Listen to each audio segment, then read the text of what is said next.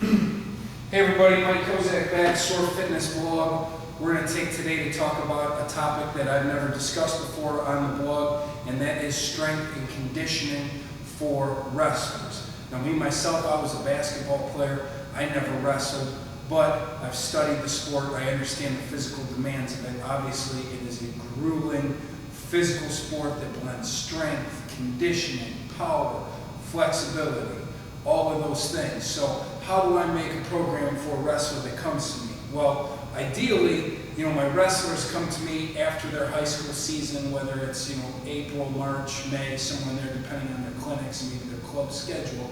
And at that point, we're just focusing on total body strength and power.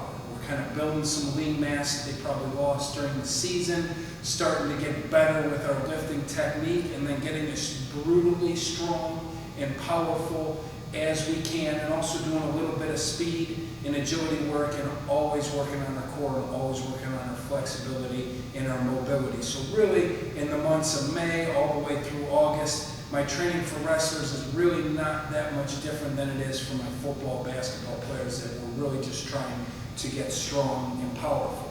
Now, September, October, preseason rolls around, which is where we're at right now. I gotta kind of shift focus, because obviously I can't just train these guys to be strong and powerful with no regard for their conditioning.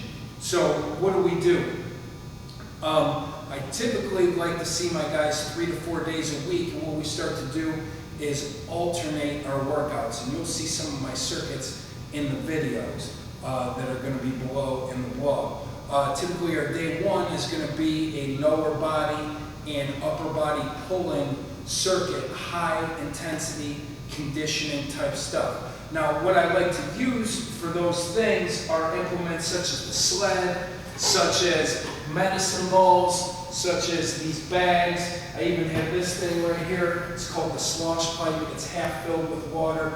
This is a badass tool, man. Water runs from side to side, it involves core strength, and obviously it can take a kid over if he is not staying strong through his whole base of support during whatever exercise we're doing with it. I also love these things. I had a client make them for me. These are rope grip handles. I can attach them to sleds. We can also do chin-ups with them.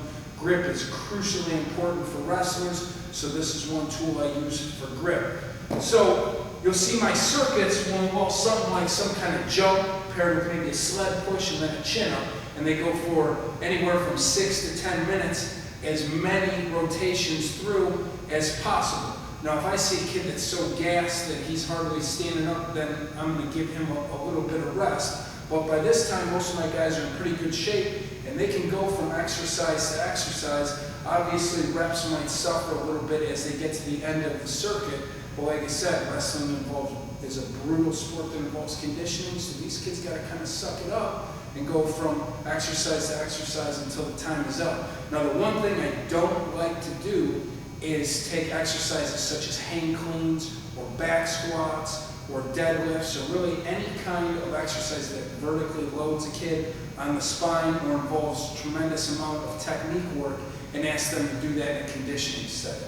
If you're doing that, then you're really kind of leaving yourself open for injury, because as you get gassed, the last thing I would want to do is get underneath a bar and try to squat at heavy weight 5 times, or try to do a hang clean. And that's why stuff like medicine ball throws and sled pushes and sled drags and bag pickups and slams, a little bit less weight, still involves power, still involves lower body strength, but now we're not risking injury. So that would be something that looks like day one. Day two, I go with, now I kind of take them out of a conditioning set. I focus mostly on maintaining strength. So we go with our upper body pressing and core type stuff, not really conditioning them that hard, like I said, focusing on strength.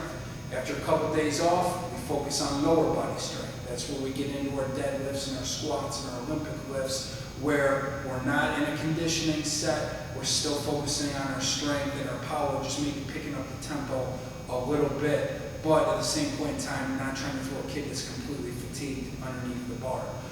Day 4 now becomes our upper body pressing and ab conditioning routine, and that's a lot of push-ups, a lot of stuff with the slosh pipe, maybe some dumbbell work, a lot of weighted carries, and that's all stuff you're going to see in the blog. So one main thing I have to be aware of is September, October, these kids start to have to train at school, and each team kind of has their own regimen. Some kids have to do nothing at school, some kids got to be there quite a bit. So if a kid comes to me and I have lower body and pulling conditioning circuit scheduled, and he comes to me and says, hey, I had to do 6 sets of chin-ups at school and we had to run 2 miles or whatever, that kind of changes things. So I always got to be on my toes, kind of look at the program, take a look at how the kid feels, and you know what, if what I had was the circuit for the day and he's already comes in and is pretty gassed, well then I got to make a change. Maybe we do the same exercises, maybe less reps, more rest in between,